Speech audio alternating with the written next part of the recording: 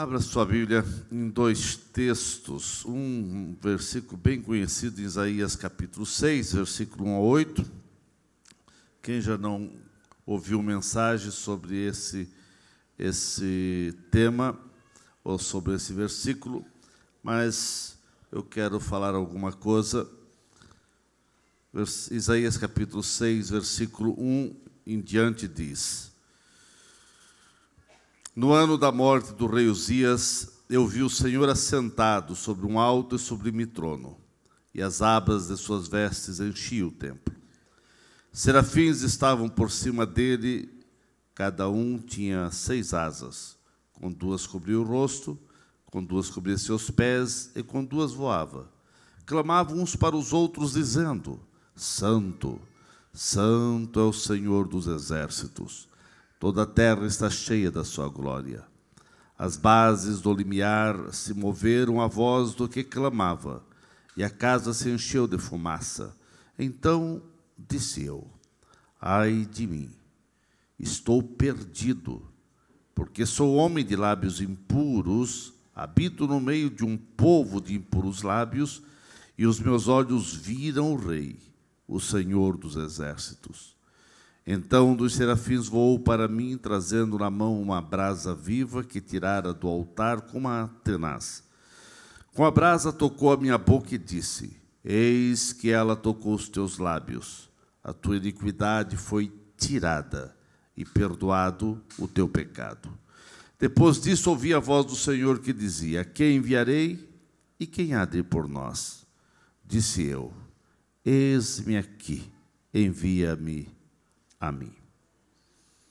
Ainda em Provérbios, capítulo 29, versículo 2. Provérbios 29, 2 diz: Quando se multiplicam os justos, o povo se alegra. Quando, porém, domina o perverso, o povo suspira. Em outra tradução: quando o justo governa, o povo se alegra. Quando o ímpio, perverso, governa, o povo geme. Pai querido, nós te agradecemos e te louvamos pelo povo que veio ao templo nessa noite. Te agradecemos por ver a igreja superlotada, mesmo alguns, quem sabe, sem combustível, mas conseguiram chegar ao templo. Te louvamos por tudo aquilo que ouvimos, pelas vitórias, e que esta palavra venha nos confrontar, para também com alegria participarmos da Santa Ceia, Pai. Te louvamos em nome de Jesus. Que Ele está sentado.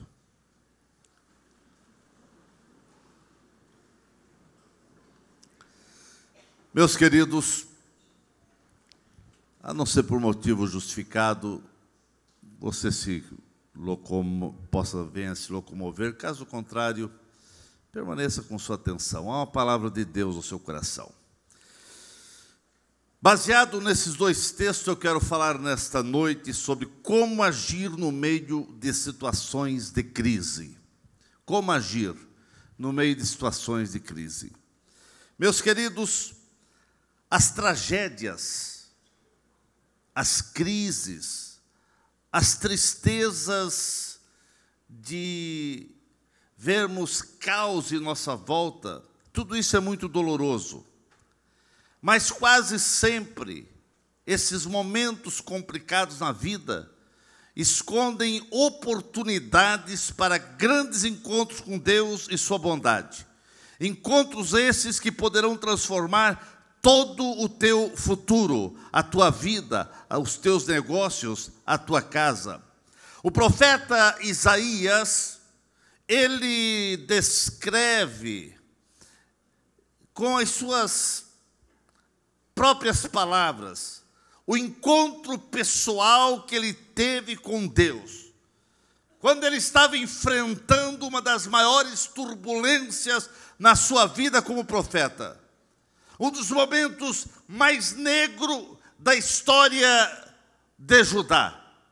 Uma grande verdade é que as pessoas raramente encontram com Deus quando parece o caminho é fácil, quando o vento está soprando a favor. Na hora da bonança, na hora da prosperidade, nesta hora, parece que o ser humano não se volta a buscar a Deus como deveria. Parece que nesta hora o ser humano não sente a necessidade de viver uma vida de intimidade com os céus. Nós vemos que o próprio profeta Isaías, ele resolveu ir ao templo, e ele resolveu buscar a Deus para ter um encontro íntimo com o Senhor, quando ele olhou para o seu lado, e ele viu o caos, e ele viu a situação complexa e complicada da nação de Judá. Meus irmãos, o lugar onde a maioria das pessoas encontram Deus, não deveria ser assim, mas normalmente é assim. Parece que é nas horas das amarguras, do choro, das lágrimas, das aflições, das decepções, das lutas, na hora das provas e frustrações da vida. Parece que é nesse momento que, embora as pessoas se encontram muitas vezes nessa hora fragilizada, alquebradas, cheias de solidões, mas nessa hora, elas, mesmo sem força, mesmo cheias de decepções, clamam ao Senhor, e Deus, pela sua misericórdia, Ele responde, porque Deus começa a trabalhar, é quando o povo começa a clamar por Ele. Aonde houver um clamor a Deus, aonde houver um coração quebrantado e um espírito contrito, Deus vai derramar da sua graça, Deus vai derramar da sua misericórdia. Exatamente nesta hora, é a hora que Deus vem para abençoar as vidas. E eu quero dizer, não sei qual a situação que você está passando. Eu não sei como que esta crise que se abateu sobre o Brasil atingiu os teus negócios, a tua família, a tua vida, a firma onde você trabalha, e eu não sei o que se passa na sua cabeça, mas uma coisa eu sei: se você clamar ao Senhor, alguma coisa vai acontecer. Irmãos, eu estava analisando que existe um grande paralelo entre a crise de Judá, vivenciada pelo profeta Isaías, com a crise que o Brasil está vivendo. Judá vivia numa crise interna, tal qual o nosso querido Brasil está vivendo. O orgulho dominava o reino de Judá. Os reis que subiam no trono provocavam a ira do Senhor. O povo vivia em rebeldia e na idolatria do pecado. A crise nacional na terra de Judá era profunda, pois não havia temor no coração do povo. Cada um fazia o que bem imaginava, o que bem pensava. Os próprios reis que subiam no trono levavam o povo para a idolatria, e assim a miséria e a escravidão vinha sobre Judá. Em nossa querida pátria brasileira, em nossa querida terra verde e amarela, não é muito diferente.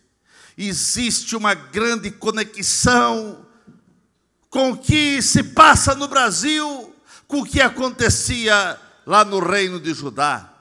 Nossos governantes, na maioria, não conhecem a Deus e não levam a palavra de Deus a sério.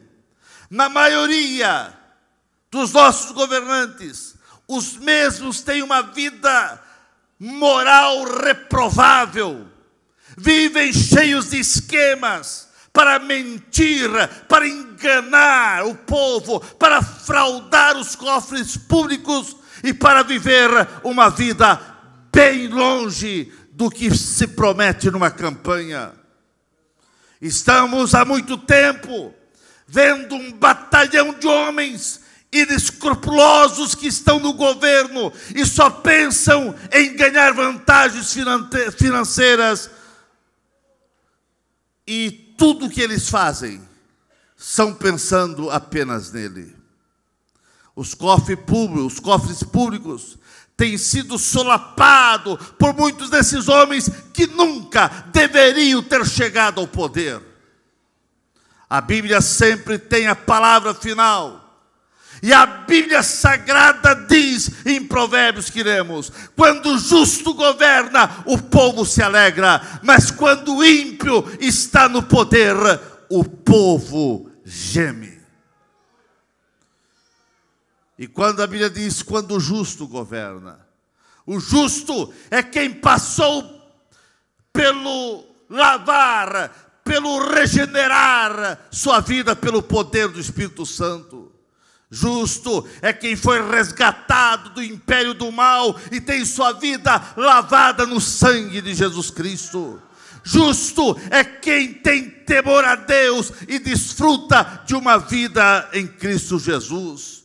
Justo é quem tem compromisso com Deus e a sua palavra. Justo são todos políticos que creem no poder, na imutabilidade e na eficácia da palavra de Deus. Justo é aqueles que lutam por uma sociedade de paz, uma sociedade justa. Justo é aquele político que é comprometido com a ética, com a verdade, e sabe que a política é a arte de realizar o bem comum na sociedade. Que Deus possa iluminar nossa sociedade, que Deus possa iluminar nossa nação brasileira, que Deus possa iluminar nosso povo crente, nosso pessoal que teme a Deus, para saber votar e colocar pessoas justas no governo. O Brasil está nesse caos, porque sempre está colhendo o resultado de se colocar pessoas erradas no poder. É o resultado em votar em pessoas populistas, mas que quebraram essa nação com suas corrupções, mentira e enganos e farsa sem limites. Em Judá, a crise externa se agravava, porque os governantes daquela época faziam alianças com reinos que Deus detestava, por causa das práticas pecaminosas de outros reinos, e Judá ia lá fazer alianças com esses governos. Em vez de Judá se humilhar, pedir perdão, eles foram pedir socorro à Síria, foram pedir socorro ao Egito, e a Síria veio e escravizou Judá. Externamente tem sido isso que tem acontecido com a nossa querida pátria brasileira. As alianças são com governos que escravizam o seu povo lá na sua terra, e muitas alianças que o Brasil fez com alguns países que estão escravizando, e o povo em outros países estão vivendo na miséria, e o Brasil aplaude esses governos. Muitos acordos são com países que lutam e querem ver Israel eliminado da face da terra. Esses países são elogiados pelos nossos governantes, enquanto o Brasil vai se tornando a sua diplomacia, através da sua diplomacia, inimigo de Israel, isso sempre terá consequências. Porque a Bíblia diz em Gênesis 12 e 3, aqueles que abençoar, eu abençoarei, mas aqueles que maldizerem Israel, a descendência de Abraão, serão malditos. E a nossa nação, através dos nossos governos, tem realmente feito alianças com o povo, com nações que querem eliminar Israel da face da terra. E o Brasil, os nossos governantes, em resumo, sempre estão votando contra Israel. Isso tem consequência. A Bíblia diz: aqueles que abençoar serão abençoados, mas aqueles que amaldiçoar Israel serão amaldiçoados. E nós estamos vivendo embaixo de maldição por causa do nosso governo. Mas tem um povo que ora por Israel, tem um povo que ora pela paz de Jerusalém, tem um povo que não se dobra e está aí fazendo a diferença. Em alguns casos, a diplomacia internacional brasileira tem sido um verdadeiro fiasco. E o mundo lá fora conhece o Brasil como o país do jeitinho, como o país da malandragem, aquele jeitinho imoral, inescrupuloso e cheio de mentiras e enganos. Infelizmente, o Brasil se tornou um país perigoso para se visitar. E muitas vezes, alguns países, alguns governos recomendam os seus cidadãos a não visitar o Brasil, por causa da violência urbana que está em níveis alarmantes, insuportáveis. Infelizmente, para um grupo de pessoas que cada dia parece que esse grupo vai aumentando rapidamente, a vida do ser humano não tem nenhum valor. Tira a vida de pessoas inocentes por banalidade. Se matam, antigamente dizia que se matava por um par de tênis, agora nem mais par de tênis. Só se você levantar a mão meio rápido, você já pode morrer. Que país é esse?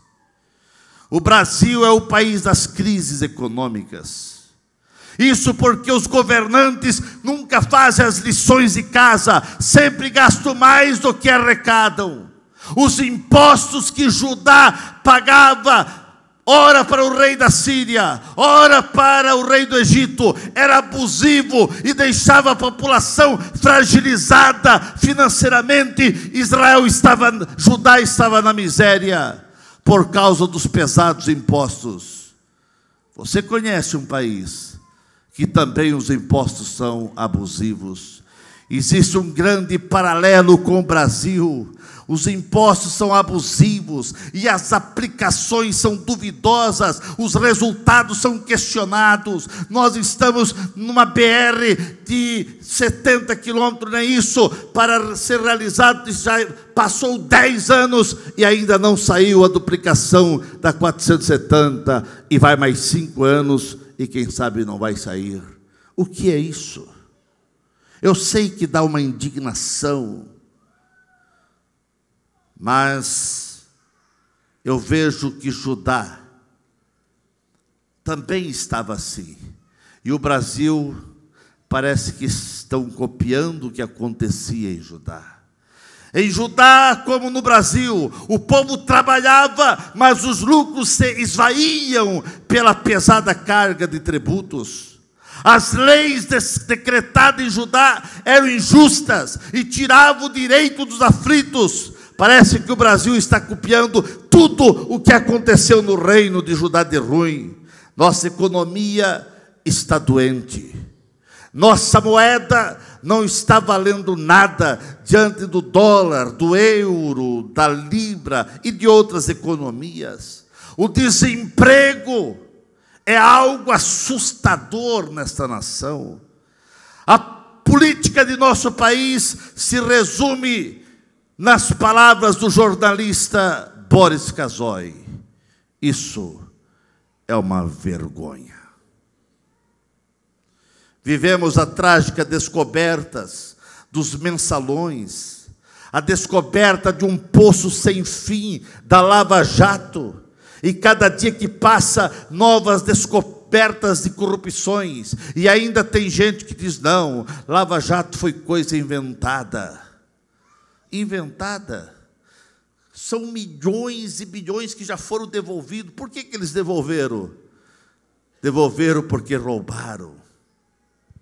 Milhões e bilhões são desviados para os paraísos fiscais e para enriquecimento imoral de homens e mulheres que deveriam governar para abençoar o povo, mas governam pensando em tirar proveito do povo. A crise moral desse país tem solopado os bons costumes da nossa nação, como em Judá. Judá estava mergulhado em leis injustas, inverteram os valores morais e mergulharam na imoralidade. É o retrato da nossa querida nação. Os valores morais são pisoteados, as leis são injustas, há um mar de lama de corrupção, imoralidade em quase todos os setores da sociedade. E tudo isso tem chegado a níveis insuportáveis. As drogas, o narcotráfico, ditam leis no submundo do crime.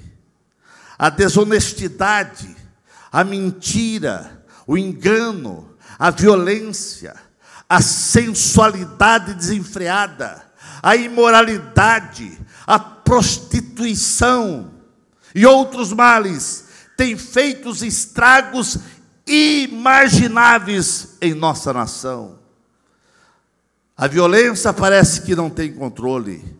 Os movimentos contrários à palavra de Deus crescem em nossa nação.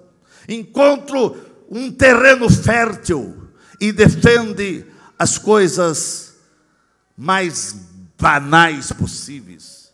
De nós termos deputados defendendo que o homem tem que ter relação com o animal, que o homem tem que ter relação com criança.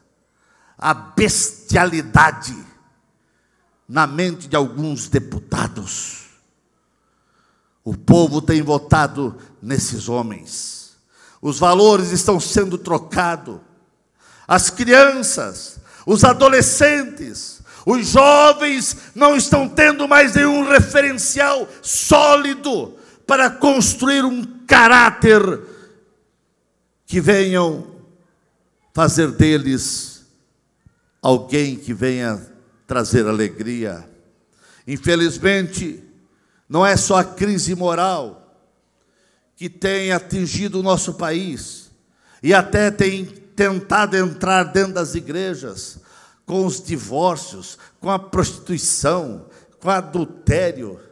Tem sido um nojo, mas a minha alma geme, porque eu vejo que essa nação também está em crise, e aqui é o fator preponderante: essa nação está em crise espiritual.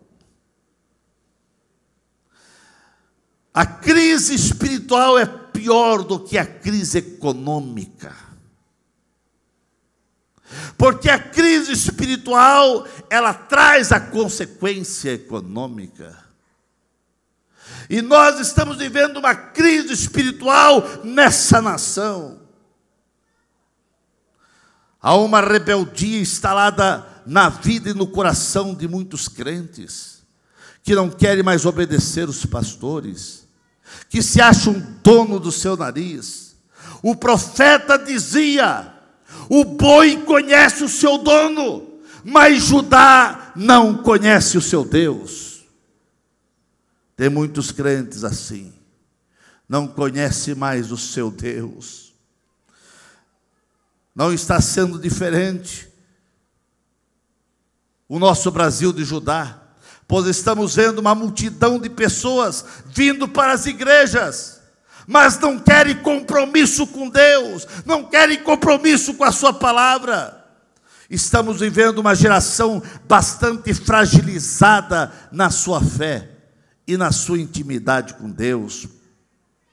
Vivemos situações complexas em nossa nação, porque aquele pequeno grupo de crentes, nos primeiros 60 anos do século passado, que era o exemplo de fé, de vida moral, exemplo de integridade, de lealdade, de fidelidade, isso em todos os sentidos, isso em todos os lugares que eles chegavam,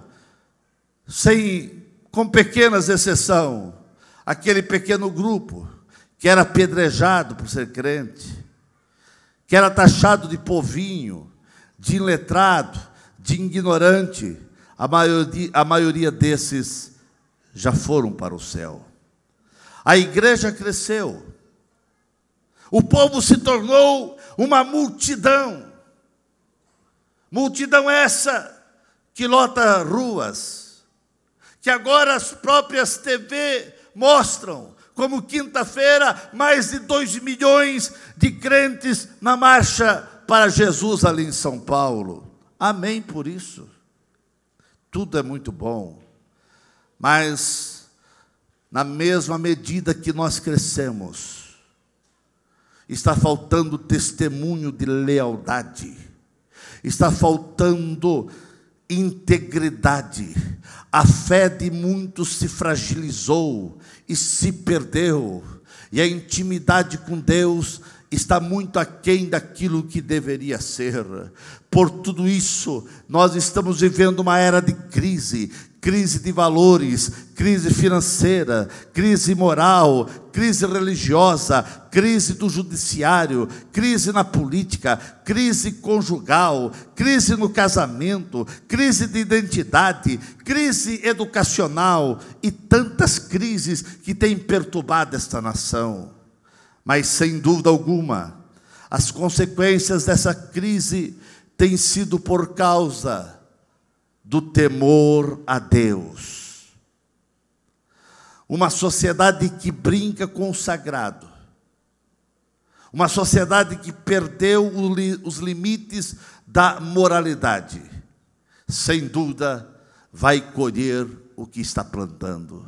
E a nossa nação está colhendo coisas amargas.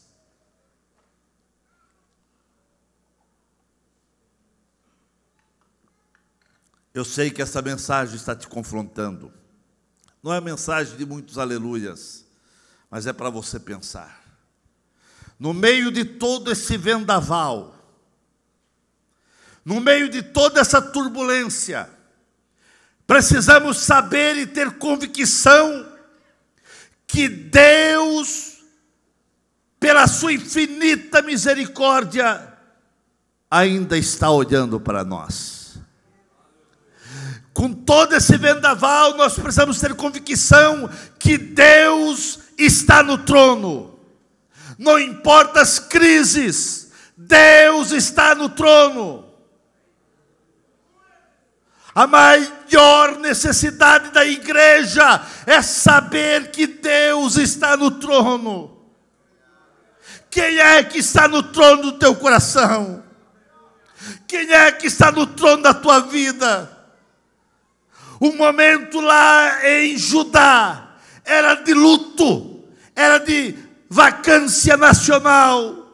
O trono de Judá estava vazio, era um caos e ninguém tinha controle de mais nada. O rei havia morrido, mas eu quero dizer que Deus não morreu. O trono de Deus nunca esteve e nunca estará vazio. Sempre está ocupado pelo Rei dos Reis. Deus está com o controle de tudo nas suas mãos. Deus nunca perdeu o controle da história, da humanidade e das coisas. Deus nunca perdeu o controle dessa nação brasileira. Deus nunca perdeu o controle da história das famílias, da igreja e da tua vida. A igreja precisa ter uma visão mais profunda da presença de Deus. Muitos crentes têm perdido essa sensibilidade da presença de Deus, têm perdido esse time, esse tempo de adorar, de mergulhar numa intimidade mais profunda com os céus. Muitos não sentem a necessidade de ter reverência na casa do Senhor. Temos que nos preparar, meus irmãos, para entrar na casa do Senhor e para sair da casa do Senhor. Isaías, no meio do caos, ele olhou para todo lado. E a situação era tão complexa. E naquela hora, ele fez a coisa que você fez nessa noite. Ele disse: eu vou para o templo. Eu vou para o templo. No meio do caos, Isaías disse, tomou a decisão certa: eu vou para o templo. E quando ele chegou no templo, ele viu quem estava no trono. Ele viu quem estava no trono. Você está vendo quem está no trono? Deus está no trono dessa igreja, irmãos. Essa igreja não é de pastor Newton, de pastor Lediel. Essa igreja é de Jesus. É Ele que está no trono da igreja. Embora alguns querem ser dono da igreja, mas que Deus repreenda estes, porque o dono da igreja, o dono da Assembleia de Deus, o dono dessa igreja é Deus, é Deus, é Deus. E se alguém tirar Deus do trono, vai cair, vai se esborrachar, vai realmente ficar no nada, porque Deus não reparte a sua glória com outro. Temos que ter a percepção da presença de Deus em nosso meio. Você tem essa percepção? Quando você vem aos cultos, você tem a percepção que Deus está aqui? Ou você não tem mais essa percepção? Meu querido, Isaías, ele soube chegar, mas ele soube sair do templo. Ele saiu do templo dizendo: eu vi o Senhor. Eu vi o Senhor. A minha alma chora, a minha alma clama, para que os crentes, ao sair do templo, saiam dizendo: Senhor, tivemos um encontro contigo. Porque muitos têm encontro com amigos, não é errado, têm encontros com tanta gente, não é errado, mas o mais importante, eles não têm encontro com Deus, com Deus, com Deus. Quem transforma a tua vida é Deus. Quem transforma o teu futuro será Deus. Quem vai transformar o teu casamento vai ser Deus. Você pode aqui se encontrar com todas as pessoas, não é pecado, mas você precisa ter primazia. Em primeiro lugar é Deus, é Deus, é Deus. Em situação adversa, nós precisamos suplicar a intervenção da misericórdia de Deus sobre nossa vida.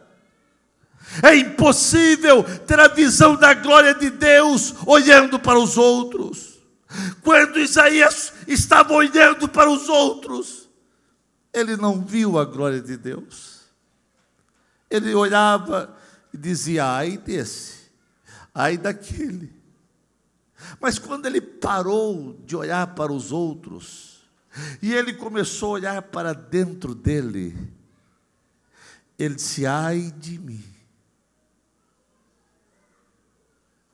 O problema da igreja é que muitas vezes você fica só dizendo: ai desse, ai daquele. Aquele é crente? Olha o jeito dessa pessoa, como anda, como fala, como se traz, é crente. E você fica preocupado com ele, e a glória de Deus é ofuscada na sua vida. Porque quando você vai participar da Santa Ceia, a Bíblia diz: examine cada um a si mesmo, a si mesmo, a si mesmo. Sabe por que muitos crentes vêm para a igreja e não tem encontro com Deus, não vê a glória de Deus, não sente a presença de Deus, e sai pior do que entraram? Porque chegam no templo para examinar os outros. Deus não te constituiu de juiz de ninguém. Você precisa ser juiz dos teus olhos, de você mesmo. Você, enquanto olhar para dentro de você, você vai ver que você é impuro também. Quando Isaías olhou para dentro dele, ele deu um grito e disse: eu vou morrer. Eu vou morrer porque eu sou um homem também de impuros lábios. Mas Deus, pela sua misericórdia, pegou uma brasa viva, tocou na língua e disse: você será purificado. Deus quer tocar na tua vida, Ele quer purificar teu coração, a tua língua, essa mente, esses pensamentos que, se fossem colocados aqui numa tela, você teria vergonha de ver. Você se esconderia embaixo dos bancos, porque você deixa passar tanta coisa ruim na tua mente. Repreenda em nome do Senhor. Mas pastor, os pensamentos vêm. Eu não tenho como impedir um passarinho de voar por cima da minha cabeça, mas eu posso impedir de ele fazer um ninho na minha cabeça. O pensamento ruim pode chegar, mas em nome de Jesus, na mesma velocidade que chega, tem que sair em nome de Jesus. Mas você está dando trela para os pensamentos impuros. Isso tem arruinado a tua alma, tem destruído a tua fé e tem bagunçado a tua vida com Deus.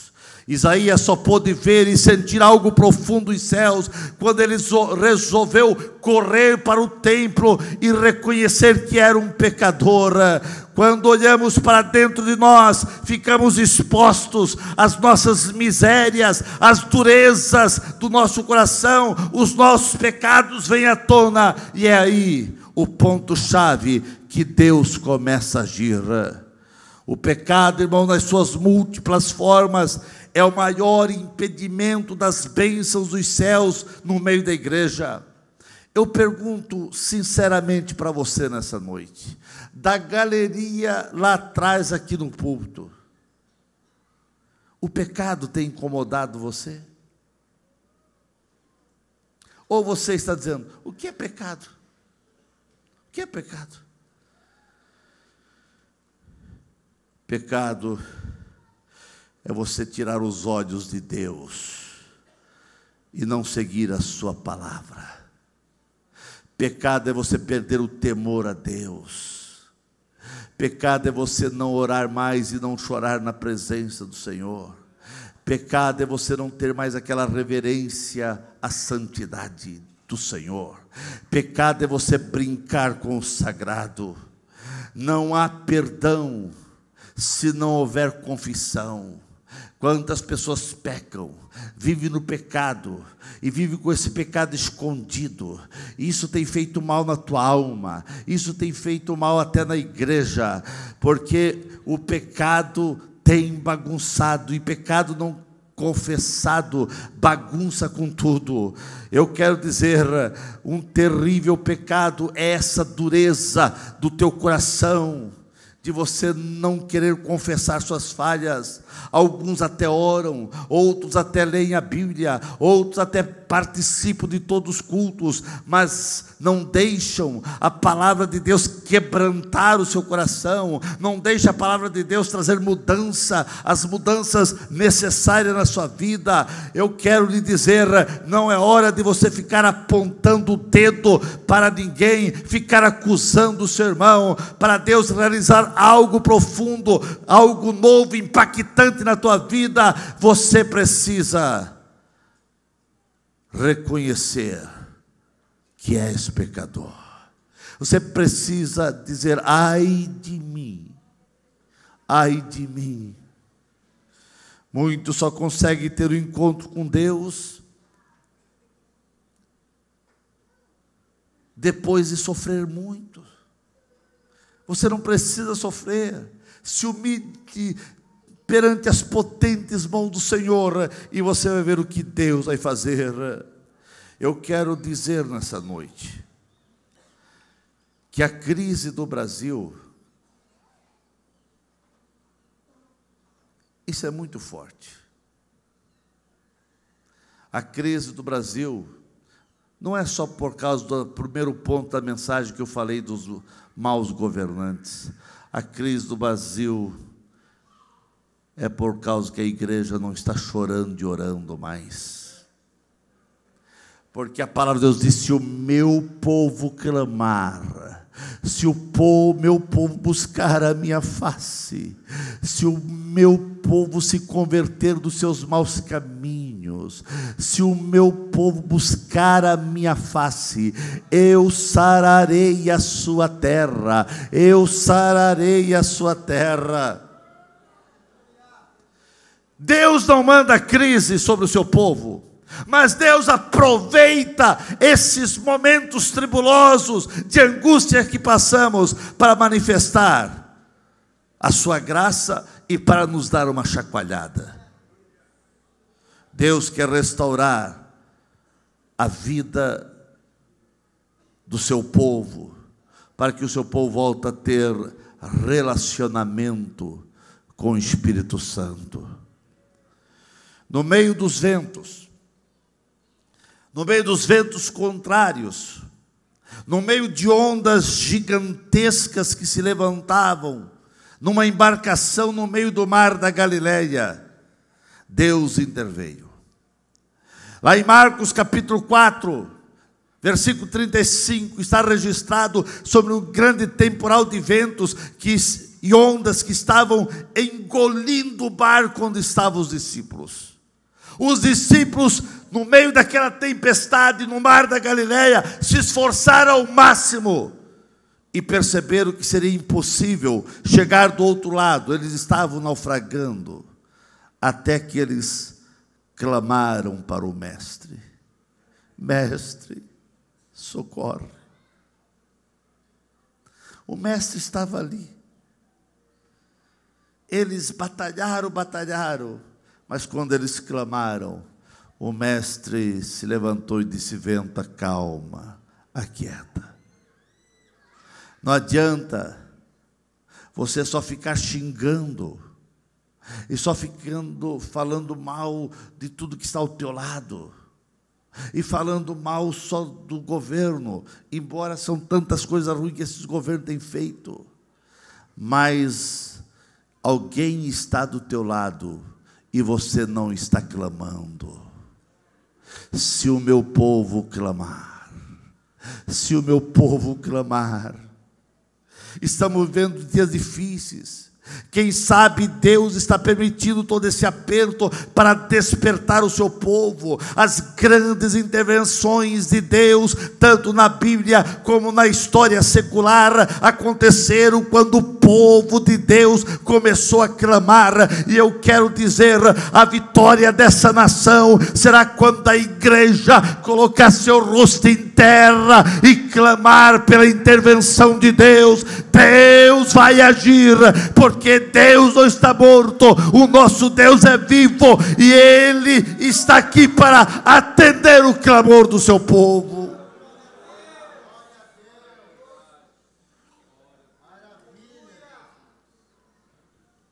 Israel estava escravizado, a escravidão era insuportável,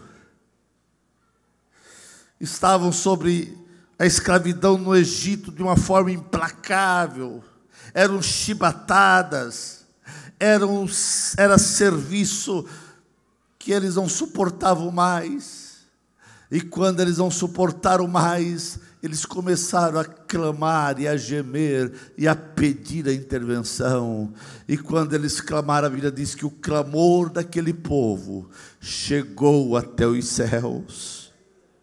Por que o nosso clamor não tem chegado aos céus?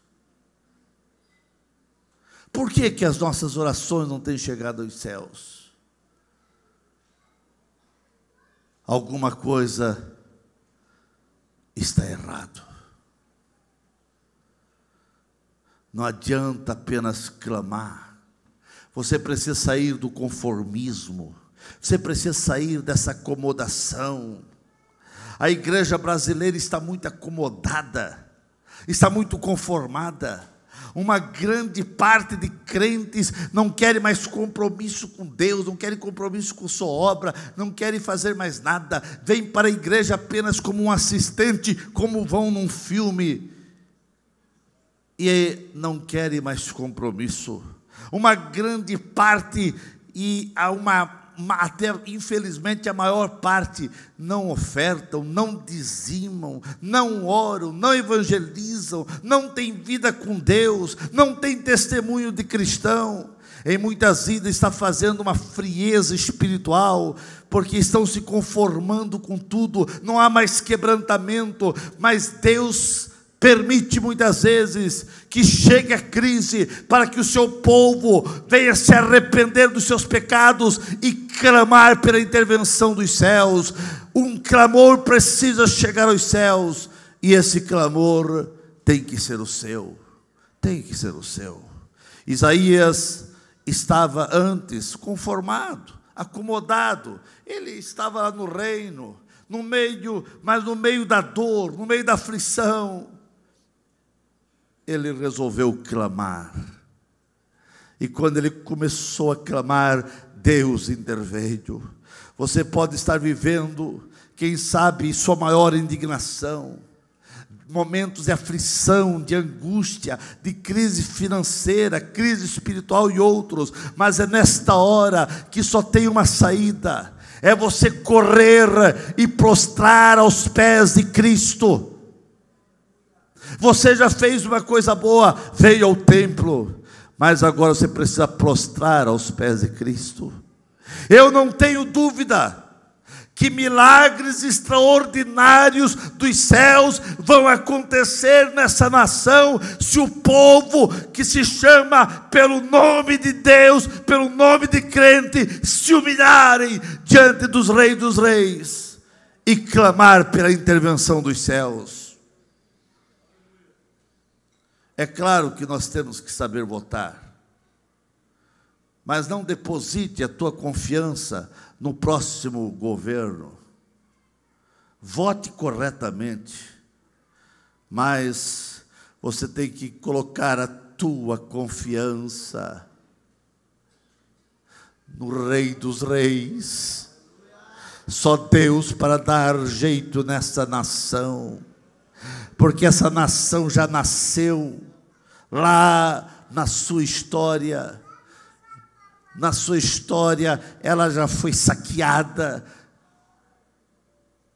e levavam as riquezas daqui para outros países, e assim o Brasil nasceu, e ele foi desenvolvendo, vendo roubo e roubando, na idolatria, nas ignorâncias espirituais, até que essa nação, pela misericórdia de Deus, passou um vento de avivamento, e Deus mudou a história dessa nação, e hoje o povo evangélico cresce.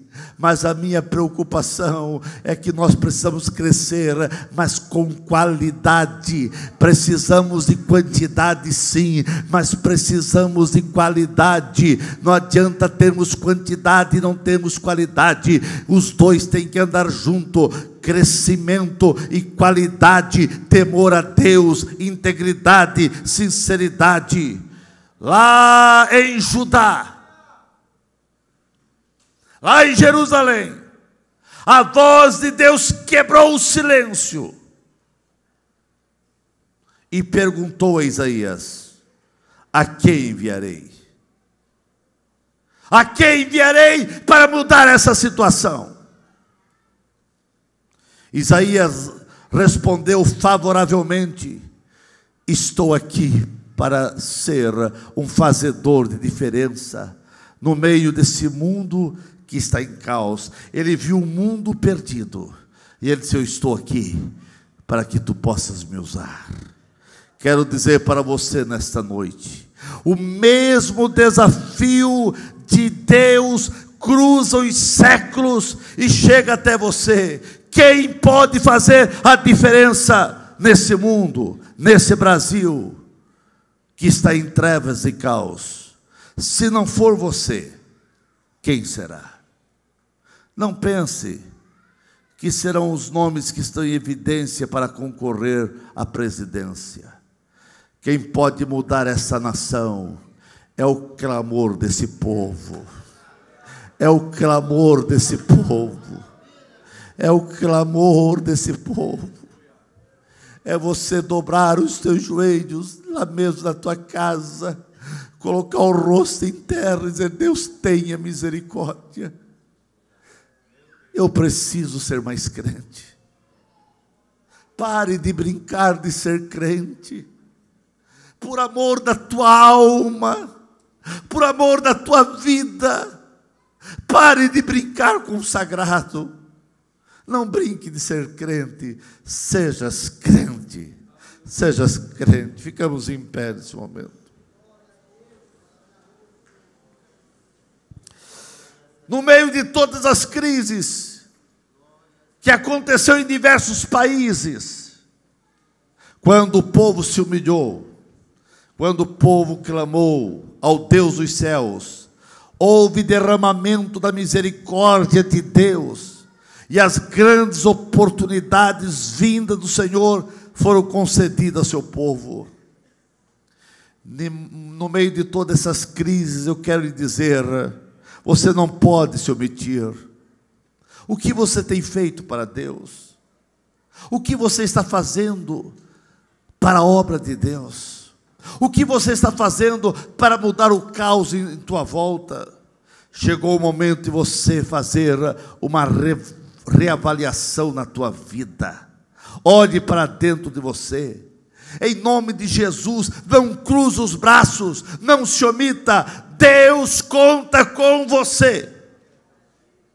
Muitos, no meio da crise, abandonam a sua fé, abandonam a igreja, param de dizimar, deixam de congregar, deixam de estar na igreja, começam a duvidar das promessas e mergulham suas vidas na incredulidade e no ceticismo.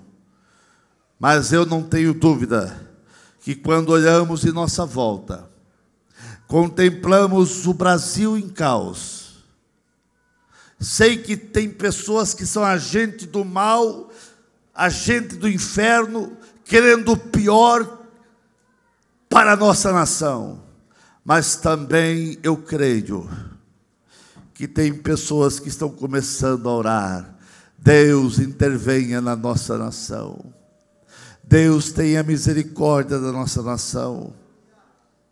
Exatamente aqui no templo, irmãos, é o lugar ideal para você perceber que precisa acontecer mudanças. Mudanças na tua vida, assim como aconteceu na vida do profeta Isaías. É aqui no templo o lugar exato de você render-se aos pés do Mestre e deixar Deus tocar na tua vida, purificar teu coração e deixar Deus falar com você. Corra aos pés do Senhor. Corra aos pés do Senhor. Fique atento para aquilo que Deus quer realizar. No meio de todas as crises, soa uma voz: não temas, esforça-te, tem bom ânimo, não pasme nem te espante, porque o Senhor teu Deus é contigo, por onde queres que andar. Isaías atendeu a voz de Deus e fez a diferença. E você vai ficar só nas lamúrias, só se queixando do governo? Ou vai se juntar ao povo que resolveu clamar: Deus, intervenha. A mudança que o Brasil precisa passa pela nossa vida de oração, de intimidade com Deus. Grave isso, irmãos. A mudança que você quer ver nessa nação tem que começar pelo povo de Deus. É você que vai decidir. Queres um Brasil melhor ou não? Tudo está nas suas mãos. Se tu queres um Brasil melhor,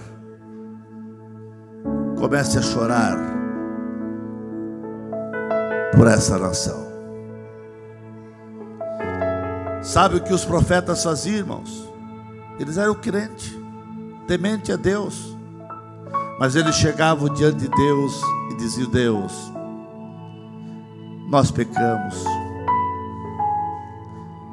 Deus, nós abandonamos a Ti. Não era eles que tinham abandonado, não era eles que tinham pecado, mas eles se colocavam junto ao povo e diziam: nós temos pecado, nós temos blasfemado.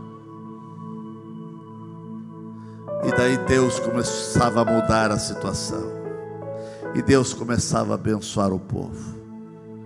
A bênção que Deus quer derramar sobre essa nação está nas tuas mãos, não está na mão do governo, por mais injusto que eles sejam. Mas a mudança desse país está no povo de Deus.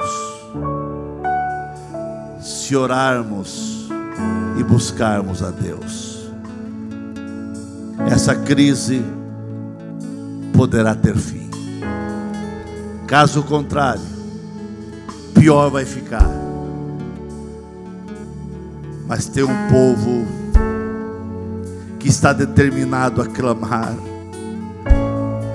Tem um povo que está determinado a orar.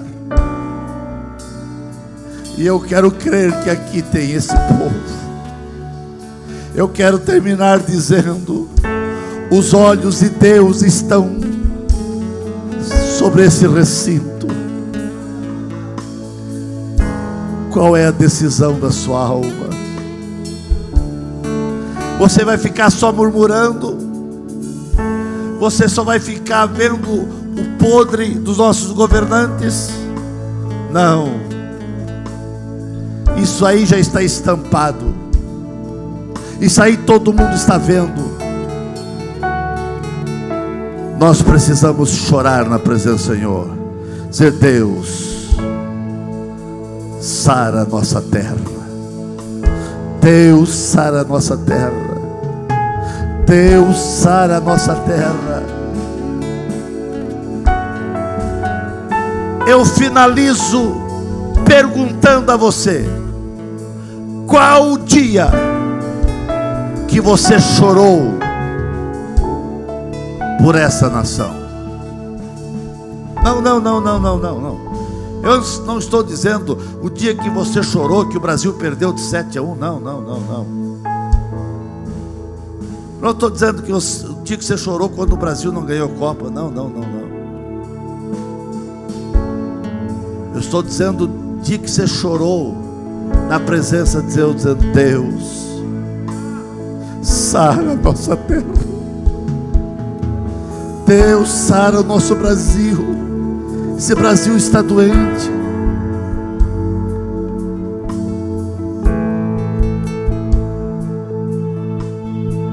Doente em todos os sentidos. E a igreja está acomodada. E muitos até dizendo que vão tudo para o inferno. Não. É hora de nós chorarmos por essa nação.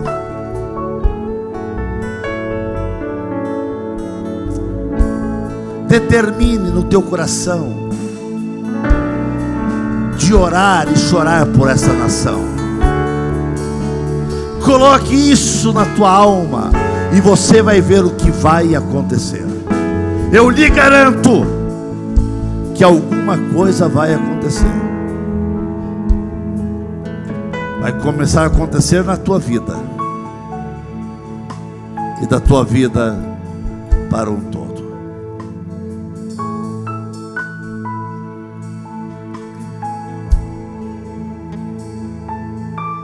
eu quero orar para nós participarmos da Santa Ceia.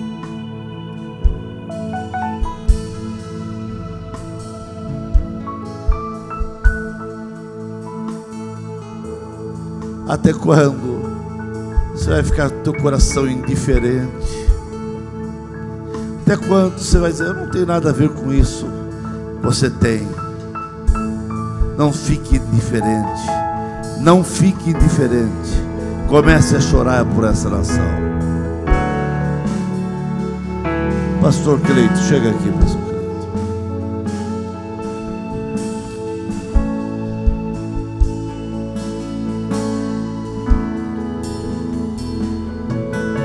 E por que não começar a chorar agora por essa nação? Mas não é você começar a chorar dizendo, Deus, perdoa os nossos governantes, tem misericórdia deles. Não, começa a dizer, Deus, tem misericórdia de mim, Senhor. Eu preciso fazer a diferença e não estou fazendo. Deus, perdoa os meus pecados, porque se o povo é impuro, eu também estou no meio e muitas vezes tenho aceitado muita coisa. É isso mesmo, você pode ser melhor. E por que você não é? Você pode ser mais crente. E por que você não é? Você pode orar mais. E por que não está orando? Você pode clamar. E por que não está clamando? Eu convoco. Se você puder dobrar teu joelho, dobre aí. Se não puder, sente. E encurva-se teu corpo como humilhação perante o Senhor. Diga, Deus, tem misericórdia de mim, Deus, tem misericórdia de mim.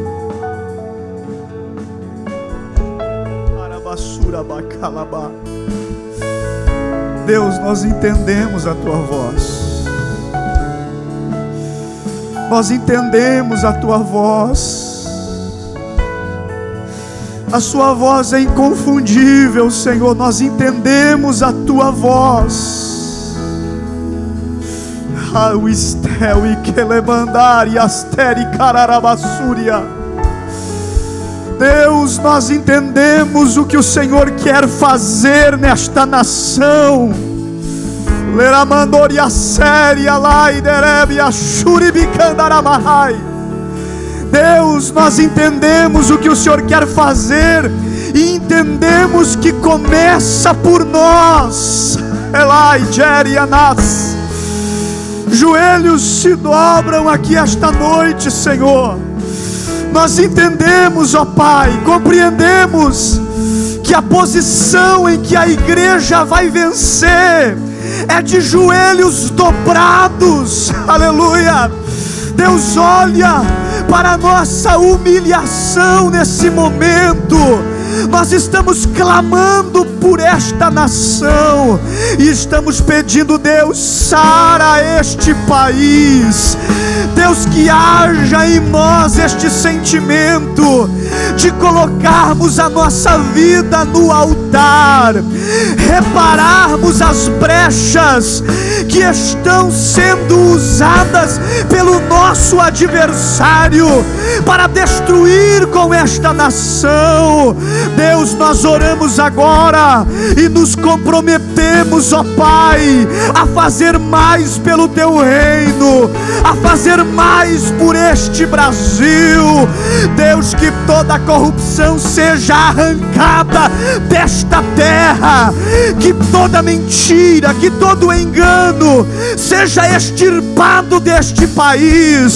Deus, que nos três poderes desta nação o Senhor possa ter legalidade para operar, que sob o poder executivo, ó Deus, os teus filhos possam estar liderando, que sob o poder legislativo desta nação os teus filhos possam estar liderando, que sob o poder judiciário desta nação os teus representantes possam estar fazendo a tua obra e anunciando o teu reino naquele lugar. A igreja se dobra diante de ti, porque é nessa posição que vencemos. A igreja se dobra diante de ti, porque é nessa posição que vamos triunfar. Ore, meu irmão, aproveite para orar. Deus está nos dando esta oportunidade para clamar. Eu convido você que é batizado com o Espírito Santo a começar a exercitar o seu dom. Ore em línguas agora, clame por esta nação em línguas. Ó Deus, sobe um clamor da Assembleia de Deus de Blumenau agora.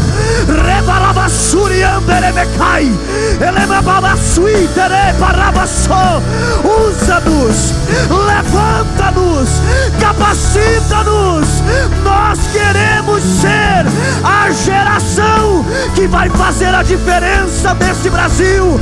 Levanta, Senhor, crianças, levanta adolescentes, levanta jovens, homens, mulheres, casais, para começar a fazer a diferença.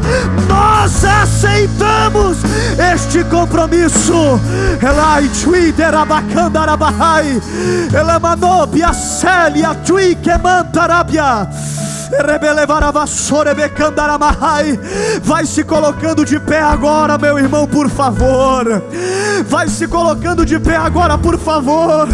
Eu vejo lágrimas em olhos aqui. Eu vejo pessoas, aleluia, com seus rostos molhados. Pegue a mão da pessoa que está do seu lado agora. Pegue a mão dessa pessoa que está do seu lado. Isso, feche os corredores. Aí na galeria também, aleluia. O avivamento, a restauração vai começar pela unidade desta igreja. Estamos caminhando para o céu. Por 30 segundos ore por essa pessoa que está do seu lado agora. Por 30 segundos ore e diga: Deus, usa o meu irmão para fazer a diferença. Deus, usa a minha irmã para fazer a diferença. Que lá no trabalho dele, no trabalho dela, ela possa ser, ele possa ser um representante teu na terra. Ore, ore, ore, ore, ore, ore, ore, ore, ore. Deus está ouvindo o clamor desta igreja. Deus está ouvindo o clamor desta igreja.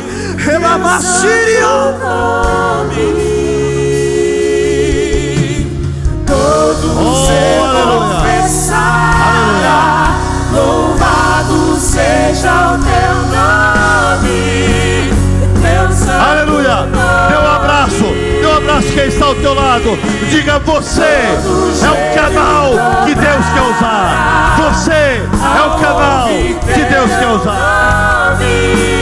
Deus Santo nome,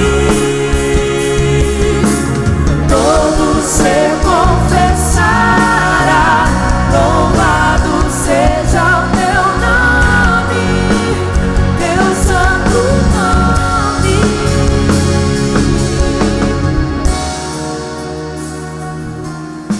Aleluia, aleluia. Os presbíteros, diáconos, auxiliares, vêm à frente para ajudar a distribuir a Santa Ceia. Não tenha pressa em sair, irmão. Não tenha pressa em sair. Fica tranquilo. Não tenha pressa em sair. Deixa Deus agir. Vamos participar da Santa Ceia com muita alegria, com muito temor a Deus. E Deus ainda quer renovar você ainda nessa noite. Deus tem algo para você ainda nessa noite. Oh, aleluia. Aleluia. Pegue o pão e segure o pão, segure o cálice. Aleluia, aleluia. Glória a Jesus, glória a Jesus, glória a Jesus.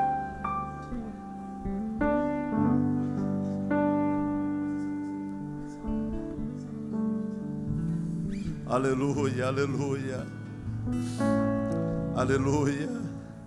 Pega o pão, segure o pão aí, irmãos. E pega o cálice, segure o cálice. Aleluia, aleluia. Quem pode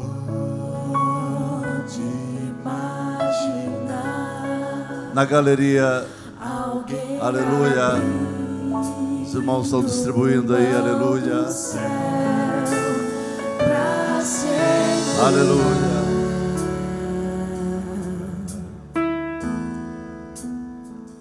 Pagando um alto preço assim, preço de sangue só por mim. Como explicar?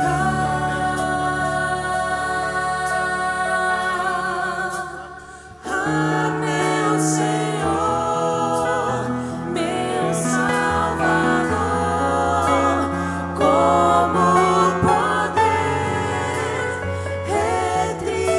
retribuir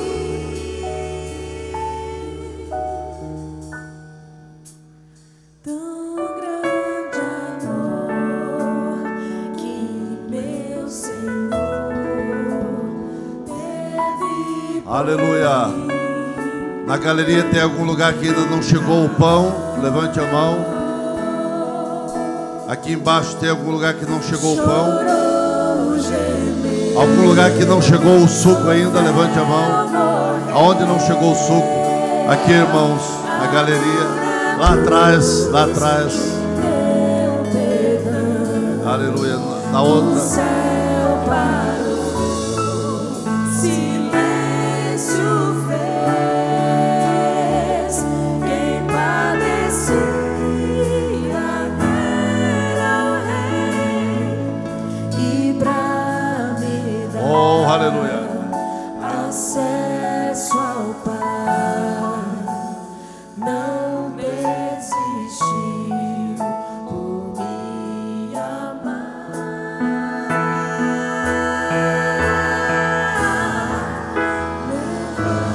O pão chegou em todos os lugares. Assim O suco também. O suco também. Amém.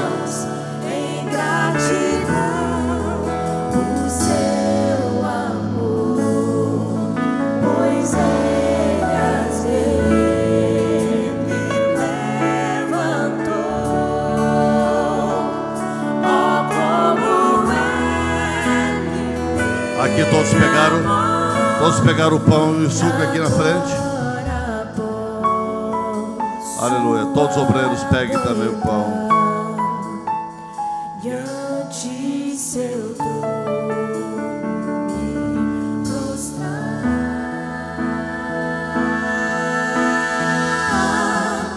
pra te adorar.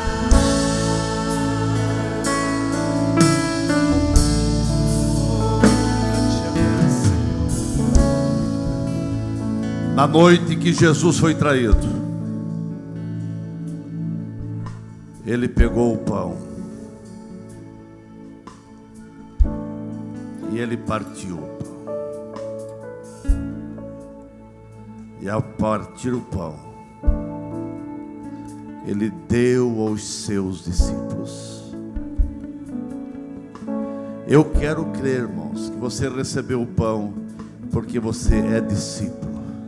É discípulo, é discípulo. Os irmãos que se batizaram são discípulos do Senhor.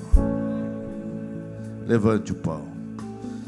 Deus, aqui está o pão partido, símbolo do teu corpo, que foi maltratado, machucado, recebeu coroa de espinho, chibatadas, pregos, se tornaste propício em nosso lugar. Tu nos tornaste propício.